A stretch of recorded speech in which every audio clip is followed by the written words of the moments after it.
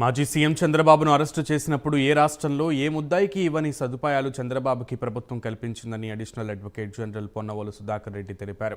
చంద్రబాబును జైలు వాహనాల్లో తరలించాల్సి ఉండగా ఆయన సొంత కాన్వాయ్లోనే పంపించామని అన్నారు.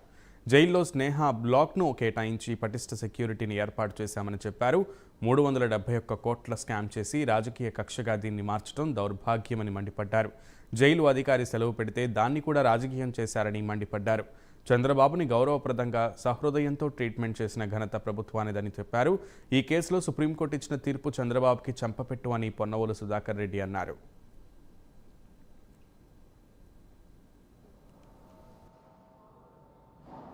ఈ రాష్ట్ర ప్రజలందరికీ కొన్ని సత్యాలు తెలవాలని మీ ముందరకు వచ్చాను.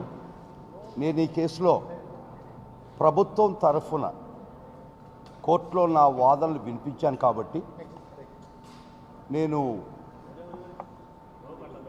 ప్రజల దృష్టికి విషయాలు తెలవాలనేది నా చిరు ప్రయత్నం. మీకు అందరికీ తెలుసు,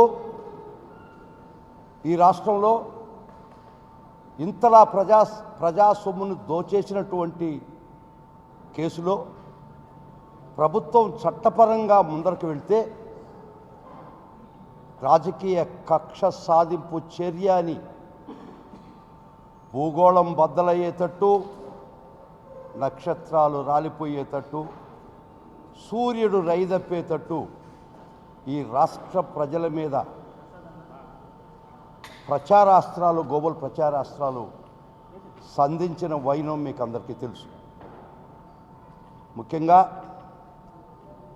GOMS నంబర్ 4 స్కిల్ డెవలప్మెంట్ కార్పొరేషన్కి ఏ విధంగా ఇది ముందరకు పోవాలా, ఎంత ఆంధ్ర రాష్ట్ర ప్రభుత్వం వెచ్చించాలా, సీమన్స్ అని చెప్పబడే సంస్థ వారు చెప్పిన ప్రపోజల్ ఏంది అని GOMS నంబర్ 4 చాలా క్లియర్గా చెప్పినా కూడా MOUకి వచ్చేతలకి ఆ విషయాలన్నీ మరుగున పడి ఈ రాష్ట్ర ప్రభుత్వం ఖజానా